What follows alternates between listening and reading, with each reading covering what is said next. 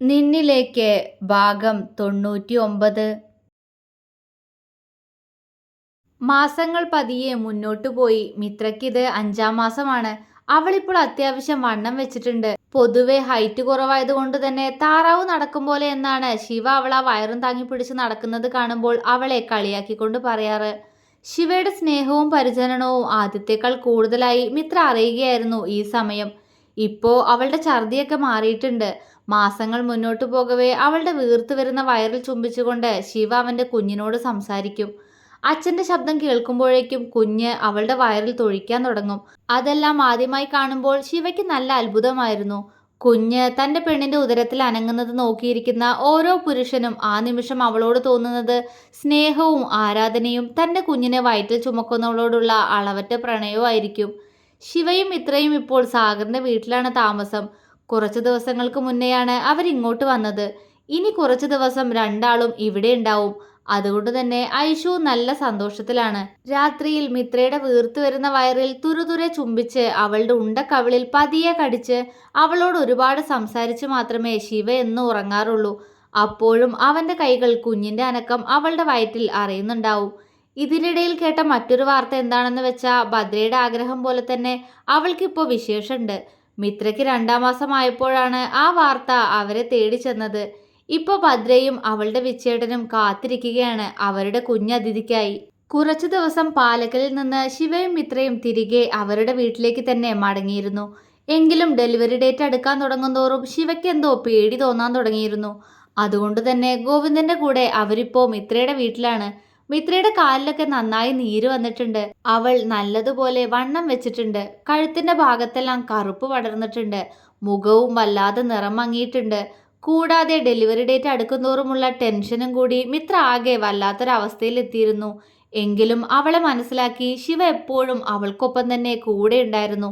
അത് മിത്രയ്ക്കും വലിയ ആശ്വാസമായിരുന്നു. ഉള്ളിലെ പേടിയെല്ലാം അവന്റെ മുഖവും കുഞ്ഞിനെ കാണാനുള്ള അവനിലെ ആഗ്രഹവും കാണുമ്പോൾ ഇല്ലാതാവുന്നത് പോലെ. രാത്രിയിൽ ശിവയെ ചുറ്റിപ്പിടിച്ച് നല്ല ഉറക്കത്തിലാണ് മിത്ര. പക്ഷെ നേരം എത്ര മുന്നോട്ട് പോയിട്ടും ശിവയ്ക്ക് ഉറക്കം വരുന്നില്ലായിരുന്നു. അവൻ മുഖം ചിരിച്ച് തനിക്കരികിൽ കിടന്നുറങ്ങുന്ന മിത്രയെ ഒന്ന് നോക്കി. വൈകുന്നേരം മുറ്റത്തൂടെ നടക്കുമ്പോഴായിരുന്നു വയറ് ചെറുതായി വേദനിക്കുന്നത് പോലെ ദത്തേട്ട എന്ന് അവള് പറഞ്ഞത്. അപ്പോൾ തന്നെ ടെൻഷൻ അടിച്ച് ശിവ ഹോസ്പിറ്റലിലേക്ക് പോവാമെന്ന് അവളോട് പറഞ്ഞെങ്കിലും വേദന കൂടുകയാണെങ്കിൽ പോവാമെന്ന് പറഞ്ഞ് മിത്ര അവനെ ആശ്വസിപ്പിച്ചു. ഗോവിന്ദനും അത് ശരിയാണെന്ന് തോന്നി. എങ്കിലും പ്രസവശേഷം മിത്രയെ നോക്കാനായി ഏർപ്പാട് ചെയ്തിട്ടുള്ള സ്ത്രീയെ വിളിച്ച് ഗോവിന്ദൻ കാര്യം പറഞ്ഞിട്ടുണ്ട്. ശിവ മിത്രയുടെ നെറ്റിയിൽ പതിയെ ചുംബിച്ചു. പാവം ആകെ ക്ഷീണിച്ചുപോയി. അവൻ സ്നേഹത്തോടെ പറഞ്ഞു. കൈകൾ പതിയെ അവളുടെ നെറ്റിയുടെ വയറിന്റെ ഭാഗത്ത് ബട്ടൺ അഴിച്ചു മാറ്റിക്കൊണ്ട് അവളുടെ നിറവയറിലേക്ക് വെച്ചു. കുഞ്ഞിപ്പോഴും അനങ്ങുന്നുണ്ട്. അവന്റെ ചുണ്ടിൽ ഒരു ചിരി മിന്നി. അമ്മ ഉറങ്ങിയിട്ട് മണിക്കൂർ കുറയായി. എന്നിട്ടും നിനക്ക് ഉറങ്ങാനായില്ലേ എൻ്റെ കുഞ്ഞാ? അവൻ വാത്സല്യത്തോടെ തന്റെ കുഞ്ഞിനോട് ചോദിച്ചു. ആ സമയം തന്നെ എന്തോ ഒന്ന് അവന്റെ കൈകളിലൂടെ മുഴച്ചു നീങ്ങി. ശിവ ചിരിയോടെ അവളുടെ വയറിൽ തലോടി അങ്ങനെ തന്നെ കിടന്നു. മിത്രയുടെ മുഖത്തേക്ക് നോക്കവേ അവൻ അവളെ ആദ്യമായി കണ്ടതു മുതലുള്ള കാര്യങ്ങൾ ഓർമ്മ വന്നു. ഉണ്ട കണ്ണുകൾ ഉയർത്തി തന്നെ നോക്കിയവൾ. പിന്നീട് കോളേജിന്റെ മുന്നിൽ അവൾക്കായി കാത്തു നിൽക്കുമ്പോഴും ശ്രദ്ധിക്കുന്നില്ല എന്ന പോലെ ഒരു നോട്ടം തനിക്ക് തരുന്നവൾ. താൻ ഇഷ്ടം പറയാൻ വേണ്ടി അവളെയും കൂട്ടി മാറി നിന്നപ്പോൾ അതിനു മുന്നേ തന്നോട് പ്രണയം തുറന്നു പറഞ്ഞ എൻ്റെ പൊന്ന്. ശിവയുടെ ചുണ്ടുകൾ അവളുടെ ഉണ്ടക്കവിളിൽ പ്രണയത്തോടെ അമർന്നു. ഉറക്കത്തിൽ മിത്ര ചിരിക്കുന്നത് കണ്ടതും അവന്റെ ചുടികളിലും ഒരു ചിരി വിരിഞ്ഞു. പണത്തിനു പകരം നിന്നെ മതിയെന്ന് പറഞ്ഞ് എൻ്റെ പ്രണയം കൊണ്ട് ഞാൻ സ്വന്തമാക്കിയവൾ ഒടുവിൽ ദിവസങ്ങൾക്കുള്ളിൽ എല്ലാ അർത്ഥത്തിലും അവളെ സ്വന്തമാക്കുമ്പോഴും പ്രണയമല്ലാന്ന് കള്ളം പറഞ്ഞ് അവളെ നോവിച്ചിട്ടേ ഉള്ളൂ. എങ്കിലും തന്നെ വിട്ടു പോവാതെ എപ്പോഴും തൻ്റെ കൂടെ തന്നെ ഉണ്ടായിരുന്നവൾ. അവൻ്റെ കണ്ണ് നിറഞ്ഞു. നിന്നോളം എന്നെ മനസ്സിലാക്കിയവരാരുമില്ല ശ്രീ, അവൻ പതിഞ്ഞ ശബ്ദത്തിൽ അവളോട് പറഞ്ഞു. പെട്ടെന്ന് മിത്ര കണ്ണുകൾ വെട്ടി തുറന്നു. ശിവ ഞെട്ടിപ്പോയി. നിമിഷ നേരം കൊണ്ട് അവളുടെ കണ്ണുകൾ നിറഞ്ഞൊഴുകി. കൈകൾ വയറിൽ മുറുകി. ദത്തേട്ടാ, ഒരു തേങ്ങലോടെ അവൾ വിളിച്ചു.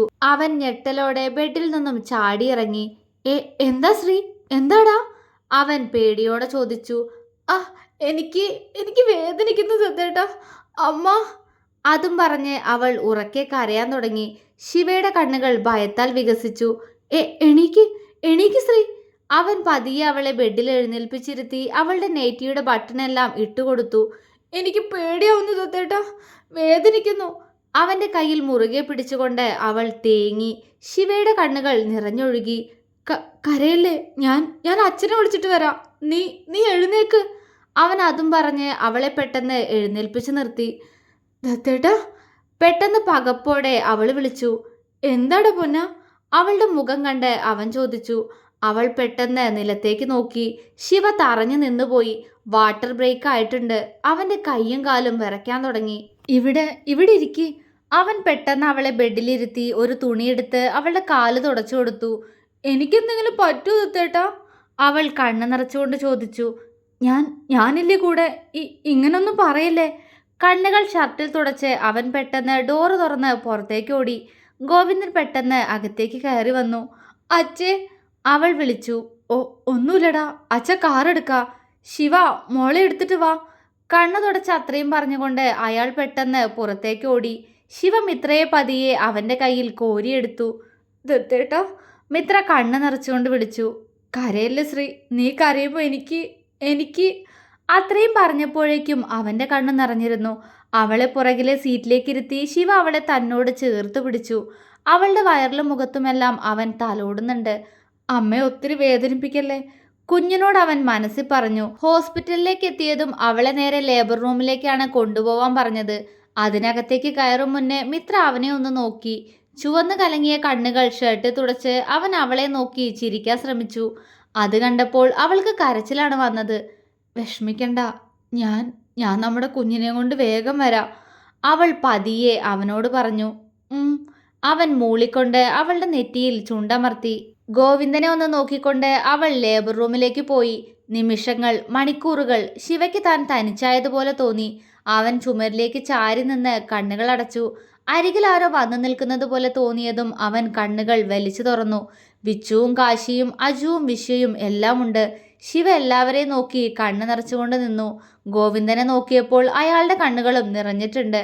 അപ്പോഴേക്കും മിത്രയെ നോക്കാനേൽപ്പിച്ച സ്ത്രീയും വന്നിട്ടുണ്ടായിരുന്നു. ശിവ ഗോവിന്ദൻ ഇരിക്കുന്ന ചെയറിന്റെ അപ്പുറത്തുള്ള ചെയറിലിരുന്ന് അയാളുടെ കൈകളിൽ മുറുകെ പിടിച്ചു. മോനെ ശിവ, അയാൾ പേടിയോടെ വിളിച്ചു. ഇല്ല, ഒന്നുമില്ല അച്ഛാ, അവൻ അയാളെ ആശ്വസിപ്പിച്ചു. വീണ്ടും ഒരു 10 മിനിറ്റ് കൂടെ കഴിഞ്ഞുപോയി. പെട്ടെന്ന് ലേബർ റൂമിന്റെ ഡോർ അവർക്ക് മുന്നിൽ തുറക്കപ്പെട്ടു. എല്ലാവരുടെയും നോട്ടം അങ്ങോട്ട് പോയി. ശ്രീമിത്രയുടെ കൂടെയുള്ളവർ? സിസ്റ്റർ ചോദിച്ചു. ശിവ പെട്ടെന്ന് ചെയറിൽ നിന്നും ചാടി എഴുന്നേറ്റ് അവർക്ക് അടുത്തേക്ക് പോയി. ഞാനാ, അവൻ പറഞ്ഞു. സിസ്റ്റർ അവനെ നോക്കി പുഞ്ചിരിച്ചു. ശ്രീമിത്ര പ്രസവിച്ചുട്ടോ, ആൺകുട്ടിയാ. സിസ്റ്ററുടെ വാക്കുകൾ. അതുവരെ കത്തിനിന്ന ശിവയുടെ നെഞ്ചിലേക്ക് ആരോ തണുത്ത വെള്ളം കോരി ഒഴിച്ചതുപോലെ അവൻ ഒന്നാകെ തരിച്ചു നിന്നുപോയി. സന്തോഷം കൊണ്ട് കണ്ണുകൾ നിറഞ്ഞൊഴുകി. എൻ്റെ ശ്രീക്ക്? അവൻ പെട്ടെന്ന് ചോദിച്ചു. കുഴപ്പമൊന്നുമില്ല. അത്രയും പറഞ്ഞുകൊണ്ട് അവർ പെട്ടെന്ന് അകത്തേക്ക് കയറിപ്പോയി. ശിവ ചിരിയോടെ ഗോവിന്ദനെ നോക്കി. അയാൾ പെട്ടെന്ന് ശിവയെ കെട്ടിപ്പിടിച്ചു. സന്തോഷം കാരണം രണ്ടുപേരും കരഞ്ഞുപോയിരുന്നു. ശിവ, കൺഗ്രാറ്റ്സ് ഡാ, വിച്ചു അവനെ പുണർന്നുകൊണ്ട് പറഞ്ഞു. അവനും നിറഞ്ഞ സന്തോഷത്തോടെ അവനെ ചേർത്ത് പിടിച്ചു. കുറച്ച് സമയത്തിനുള്ളിൽ കുഞ്ഞിനെയും കൊണ്ട് സിസ്റ്റർ പുറത്തേക്ക് ഇറങ്ങി വന്നു. സിസ്റ്ററുടെ കയ്യിൽ വെള്ള ടവലിൽ പൊതിഞ്ഞു കിടക്കുന്ന ആ കുഞ്ഞു മുഖത്തേക്ക് ശിവയൊന്ന് നോക്കി. കണ്ണടച്ച് കിടക്കുകയാണ് ചെക്കൻ. അവൻ കൗതുകത്തോടെ ആ മുഖത്തേക്ക് നോക്കി. കുഞ്ഞിനെ വാങ്ങൂ, സിസ്റ്റർ പറഞ്ഞു. ശിവ ഞെട്ടി. ഇന്നോളം ഇത്രയും ചെറിയൊരു കുഞ്ഞിനെ അവൻ എടുത്തിട്ട് പോലുമില്ല. അച്ഛാ, അവൻ പെട്ടെന്ന് ഗോവിന്ദനെ വിളിച്ചു. ഗോവിന്ദൻ നിറഞ്ഞ സന്തോഷത്തോടെ തൻ്റെ പേരക്കുട്ടിയെ ഇരു കൈകളിലുമായി വാങ്ങി. സിസ്റ്റർ അകത്തേക്ക് പോയി. ഗോവിന്ദൻ കുഞ്ഞിന്റെ മുഖത്തേക്ക് തന്നെ നോക്കി. പതിയെ നിറഞ്ഞ കണ്ണുകൾ തുടച്ച് ആ കുഞ്ഞി നെറ്റിയിൽ അയാൾ ചുണ്ടുകൾ അമർത്തി. ശിവ അപ്പോഴും തൻ്റെ മകനെ നോക്കി നിൽക്കുകയാണ്. വിച്ചുവും കാശിയും അജുവും എല്ലാം കുഞ്ഞിനെ നോക്കി ചിരിയോടെ നിൽക്കുന്നുണ്ട്. മോനെ ശിവ, കുഞ്ഞിനെ എടുക്ക്, ഗോവിന്ദൻ പറഞ്ഞു. ശിവ പേടിയോടെ അയാളെ നോക്കി. അയ്യോ, എനിക്കറിയില്ല അച്ഛാ, അവൻ പറഞ്ഞു. നീ ആ ചെയറിലിരിക്കേ, അയാൾ പറഞ്ഞു. ശിവ പെട്ടെന്ന് ചെയറിൽ പോയിരുന്നു. ഗോവിന്ദൻ അവൻ്റെ കൈ നേരെ പിടിപ്പിച്ച് പതിയെ കുഞ്ഞിനെ ശിവയുടെ കയ്യിലേക്ക് വെച്ചു കൊടുത്തു. ശിവയുടെ നെഞ്ചിടിപ്പ് കൂടി. കണ്ണുകൾ നിറഞ്ഞു. കൈകൾ വിറച്ചു. കുഞ്ഞ് തൻ്റെ കയ്യിൽ നിന്നും വീണുപോകുമോ എന്ന ഭയത്താൽ അവൻ കുഞ്ഞിനെ തൻ്റെ നെഞ്ചോട് ചേർത്തു പിടിച്ചു. അതുവരെ കണ്ണു തുറക്കാതിരുന്ന കുഞ്ഞിച്ചക്കൻ പെട്ടെന്ന് കണ്ണുകൾ തുറന്നു. ശിവ ആ കുഞ്ഞുമുഖത്തേക്ക് കണ്ണ് വിടർത്തി നോക്കി. അമ്പട കുറുമ്പ, നോക്കിയ അച്ഛ, ഇത്രയും നേരം കണ്ണു തുറക്കാത്ത ആളാ. അച്ഛൻ്റെ ചൂടറിഞ്ഞതും കണ്ണു തുറന്ന് നോക്കിയേ, പിച്ചു ചിരിയോടെ ഗോവിന്ദനോട് പറഞ്ഞു. ഗോവിന്ദനും ചിരിയോടെ തലയാട്ടി. ശിവ പതിയെ കുഞ്ഞിന്റെ കയ്യിൽ തന്റെ വിരൽ വെച്ചു കൊടുത്തു. ഉടനെ ചെക്കൻ ആ വിരലിൽ പിടിമുറുക്കി. ശിവ വാത്സല്യത്തോടെ ആ കുഞ്ഞിക്കൈയിലും നെറ്റിയിലും ആദ്യമായി ചുംബിച്ചു.